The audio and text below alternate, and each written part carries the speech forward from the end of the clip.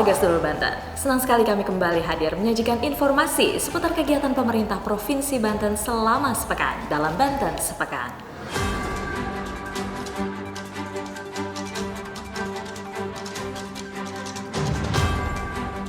Kita masuk ke informasi pertama.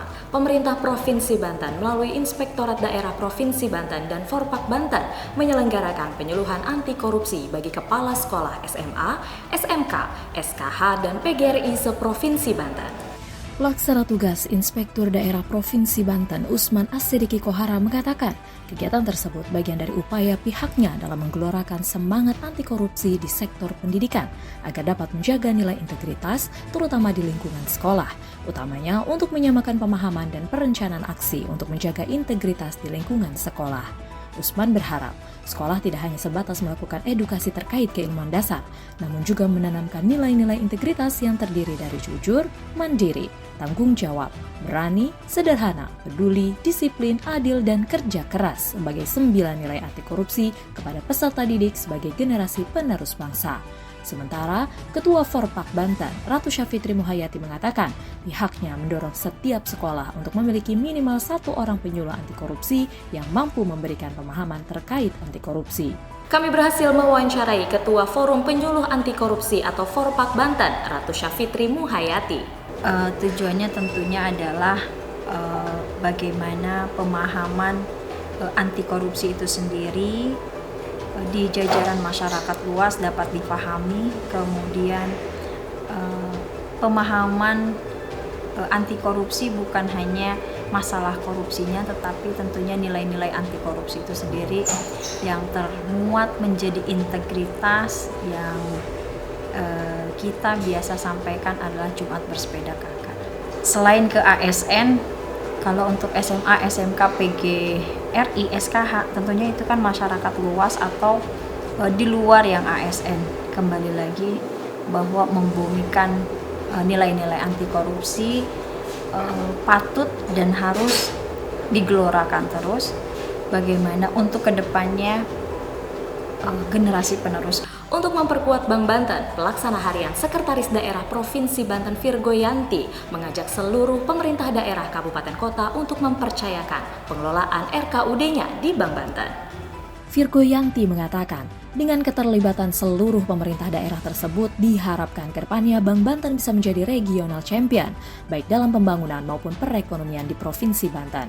Selain itu, Virgo Yanti juga menginginkan semua perputaran uang di Banten bisa dioptimalkan di dalam daerah melalui Bank Banten, sehingga dapat mempercepat peningkatan kesejahteraan masyarakat.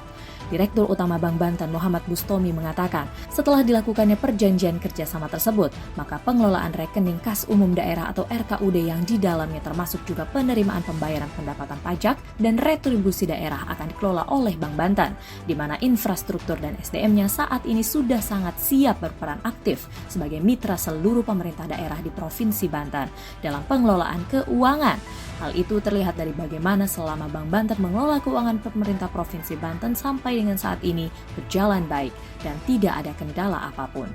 Kepala Bapenda Kota Serang Hari Pamungkas menambahkan, perjanjian kerjasama ini merupakan bentuk sinkronisasi dari yang dilakukan sebelumnya dengan BPKAD, di mana ruang lingkupnya meliputi pengelolaan RKUD dan semua layanan pajak dan retribusi daerah dilakukan oleh Bank Banten. Pada momen peringatan Hari Anak Nasional tingkat Provinsi Banten tahun 2024, penjabat Gubernur Banten Al-Muktabar bersama Forkopimda terima 15 suara anak Banten. Rumusan itu diserahkan oleh Forum Anak Banten atau FAB pada puncak peringatan Hari Anak Nasional tahun 2024 tingkat Provinsi Banten, berisikan permohonan anak-anak untuk diwujudkan bersama-sama baik pemerintah, lembaga, organisasi, mulai dari tingkat rumah tangga, kelurahan atau desa, kecamatan, kabupaten kota, provinsi hingga berjenjang ke tingkat nasional.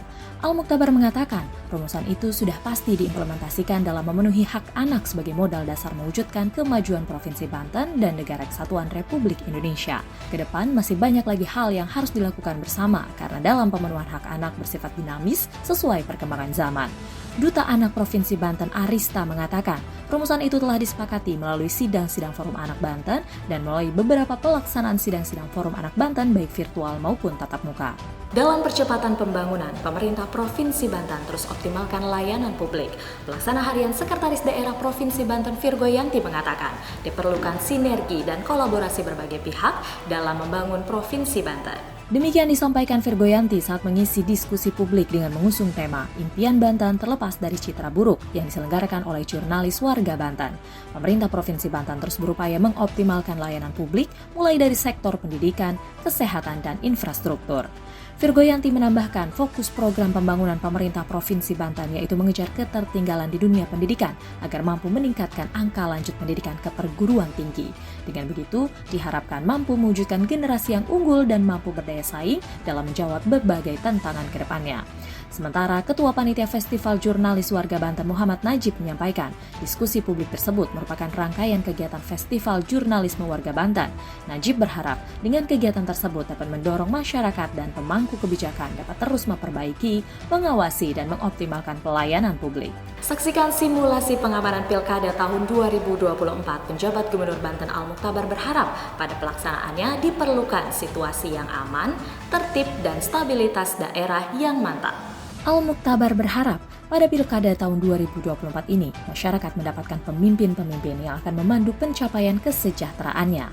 Pada kesempatan itu, Kepala Kepolisian Daerah Banten Irjen Pol Suyudi Aryo Seto menyampaikan bahwa dirinya mengantisipasi ancaman yang terjadi di ketertiban keamanan masyarakat pada Pilkada 2024 secara bersama-sama dan bersinergi dengan berbagai pihak. Simulasi yang dilakukan oleh Polda Banten ini melibatkan sebanyak 2.000 personil, tetapi pada pelaksanaan Mantap Praja melibatkan 5.000 personil untuk menjaga keamanan Pilkada 2024.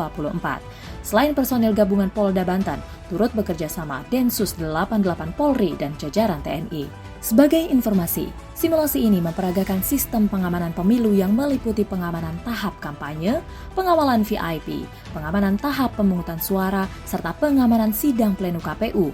Setiap tahapan disertai dengan eskalasi ancaman untuk menguji kesiapsiagaan dan efektivitas sistem pengamanan.